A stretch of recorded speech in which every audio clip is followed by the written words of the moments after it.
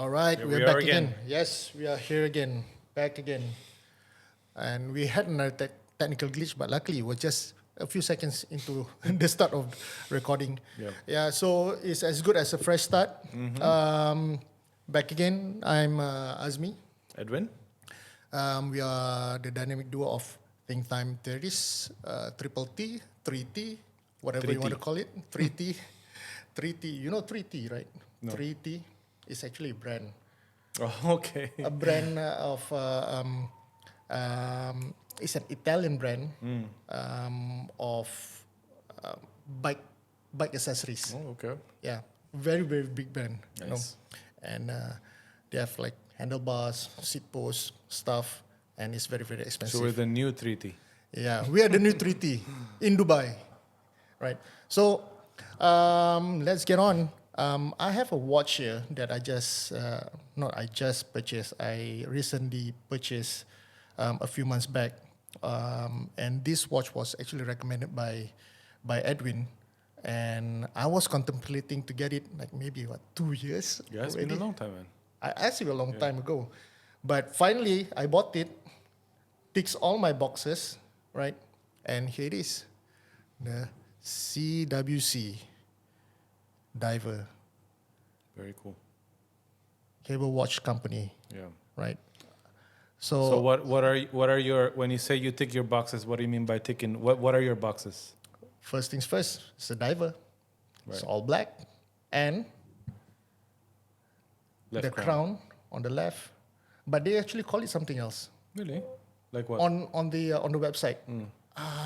They don't call it lefty or something like that. No? They call it something else. I can't. Destro? Destro. Yes. Yes, Yes. Destro, Destro. Yeah. I don't know why. Can you please tell me why? I have no idea what it means also, Destro. Yeah. So if But you, I know usually the left crowns are called Destro. yeah. So it has that option. If you want to buy it, whether you want it to be the regular on the right side or the left crown, right? And it ticks all the boxes. And why I particularly bought this particular model because it doesn't have the date. Yep. I'm the same way. Yeah. I'm a no date, clean, Yeah.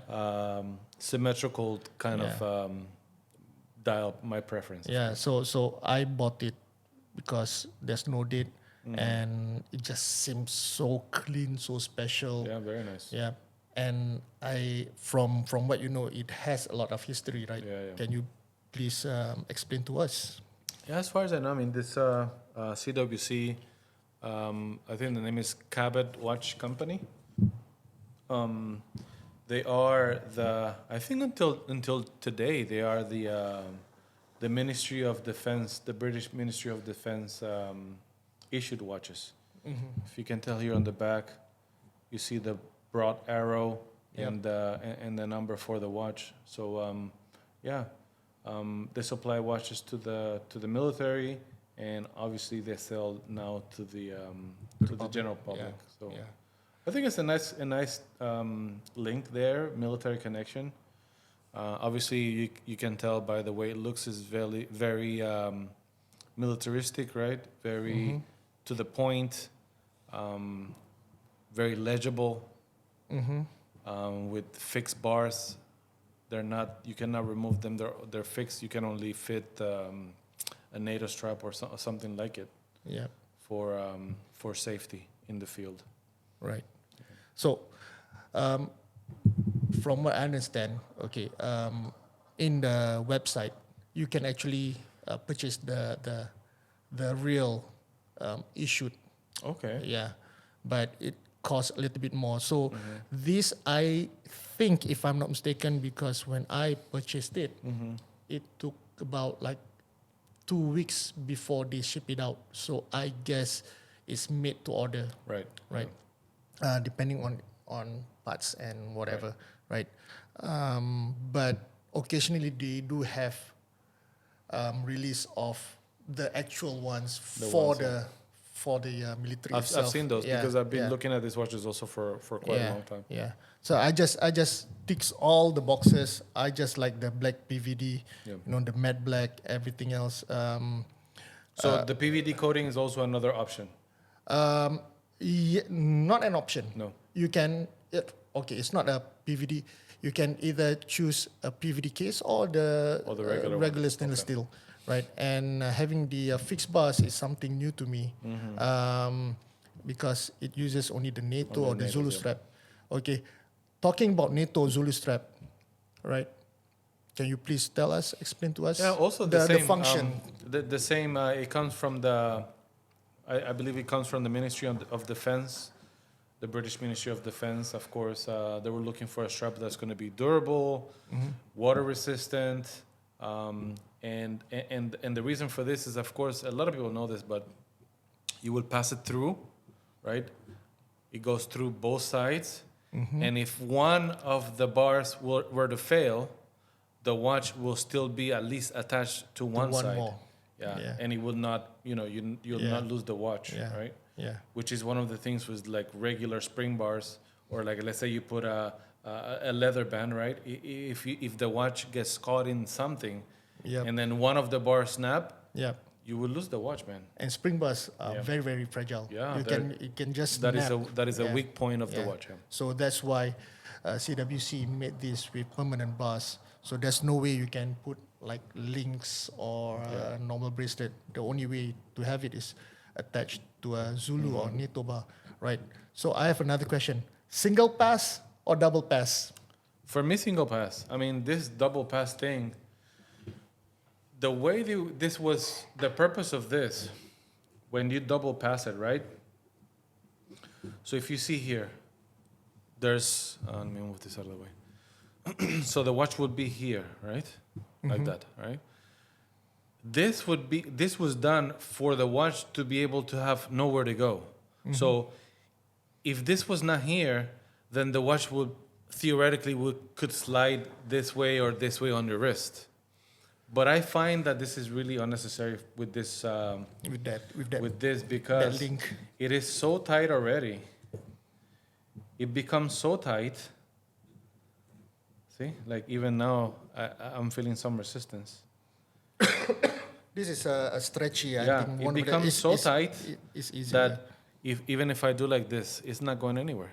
Yeah, Maybe back in the day, the material was like maybe like really thin, and then people were saying, "Oh, it's moving out of the way." So they kind of implemented this kind of like additional piece underneath. Yeah. But then what I don't like about it is like when you have this both underneath, and it increases the size, right?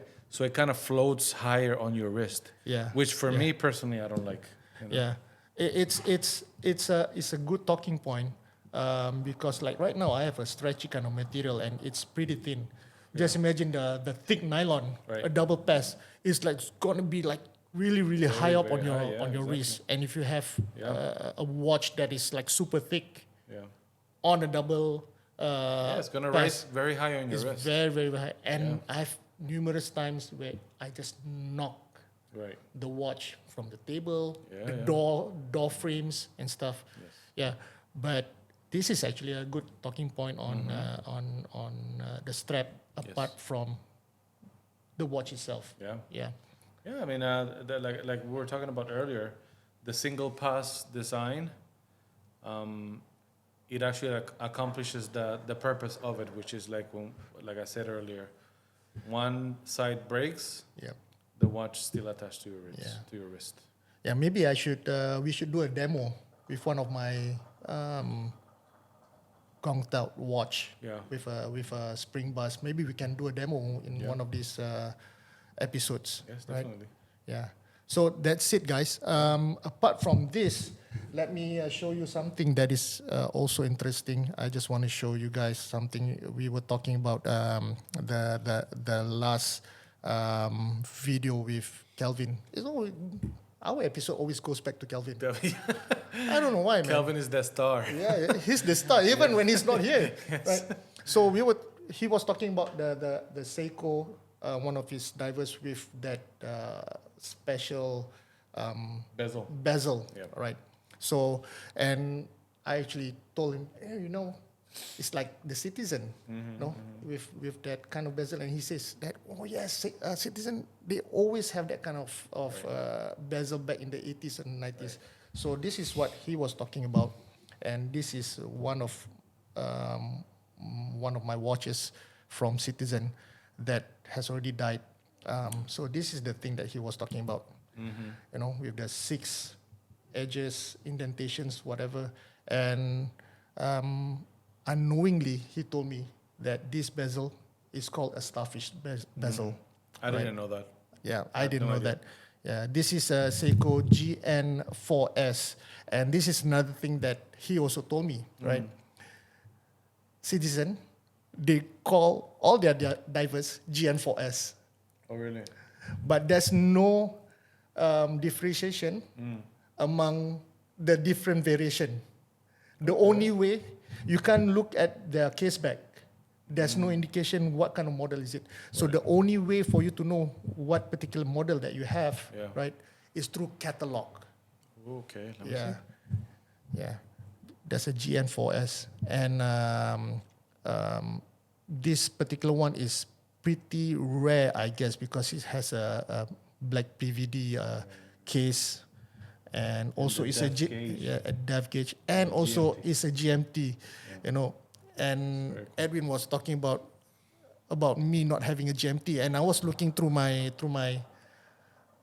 box of, look at that, through my box of stuff, and unknowingly I do have a You have a GMT, But right? it's not a working GMT. It's not a working GMT. So he told me to get myself a Zodiac. So hopefully I can have the means to purchase one, and then we can show it to you in one of the episodes. Hopefully. Very cool. Yeah, it would be very, very cool. Yeah. So that's it. Okay, let's just go to one more, right? One more watch among my divers, because the other divers that I have are more of the newer generation, and this is one of the older generation. Yeah. Ta-da! The infamous Wow. H558 Yes. Arnie. The Arnie. The Arnie, which is a dead Arnie right now. Yes, a dead It's a dead Arnie. Yeah. Okay, so anyway, I've been wanting to get an Arnie for myself because I'm a big fan of back in the day, in the 80s, in the 90s especially, in the action movie scene. Yes. Where Arnie versus Stallone, you know, those two guys. I'm a big Rambo fan. I'm telling you, Rambo 4, when it came out, I went to watch with Kelvin. The moment the thing started, I was the only one who clapped in the whole theater. I was the only one who clapped, right? Yeah, so this is the infamous Arnie H558. Yeah, and there's a few variations. You know, you can find like some colored dials as well. Yep. But this is one of the original ones. And on eBay, I think it's not really that cheap, considering its age. It's like what, 30 over years old, Yeah. right? So this watch came out approximately what year? I can't tell. Probably in the 80s, I guess. Okay. Yeah, or maybe late 80s, Late 80s. 90s, right? Why? Okay, so why is it called an Arnie? Because Arnold Schwarzenegger wore this in Predator, right? That's why it's called the Arnie. Predator, and also he wore it also in In Commando, Commando. Yeah. so this is the thing, right? Not particularly in Commando. No. People think it was from Commando, but that's where it started. So sorry, technical glitch. Yeah, so I was talking in Commando, Commando. Yeah. right? He wasn't actually wearing this particular No. model. He was wearing some kind of a knockoff, Really? right? There was a scene where he was in the airplane, and then he jumped out of the jumped, yeah. airplane, Yeah. and then he was looking at his watch. They showed that watch. There was no SEIKO. It was a different kind of dial, Okay. totally different from what you see right now. I Right? didn't know that. It's totally I had different. no idea. Right? But I think in my own opinion, what I personally think that this particular model got its name is when he was wearing it in Predator. Predator. Yeah. So that's it, guys. I have the one of the original Arnie, and if you know, It's like in perfect condition, man. Yeah. Oh my god. and For the age, yeah, it looks almost new. and there's also another variation which is a H556 with the LCD at the bottom at the 6 o'clock. Mine is at the 12 o'clock. So this one is the original one. Right. The 556 or 558, I can't remember. The one at the bottom, right, is it's not a knockoff, but is another variation of the Arnie. Yeah. And you know, SEIKO has the new variation of the Yeah, the Arnie, new right? one, yeah. The new edition. It's What a do you little think bit of bigger that? than this, right? It's a lot bigger. That bigger, yeah. This And- one looks more compact, yeah. Yeah, and that particular Arnie has like so many, like 3 crowns, and all of them are like so large. No, I don't really like it. If I can have the resources to find a new one to replace, I would. You know, I think there's one on eBay that has together with an Arnold poster. Oh, really? Yeah, with a proper box. I don't know if it's numbered, but yeah, it's there. But it goes like sub $1,000. So I'm not sure whether it's a worth kind of investment to get. Yeah, especially considering that, I mean, you can find one that in a great condition like this one, but the module itself, I mean, how long is that going to last? Yeah. You're talking about an analog with digital. And you can never replace You it. can never replace it. No way. But there it is, guys. I have this for a number of years now, and it's gone, but never forgotten. That's why it's still Still here. it's still in my same chest. You should actually like It's in my same chest. you should actually maybe like put it in somewhere and like just for display only, since you cannot wear it anymore. That'd be cool. So it's in this chest of very, very rarely worn watches. Maybe I'll get introduced to you guys the other 2 watches some of the time.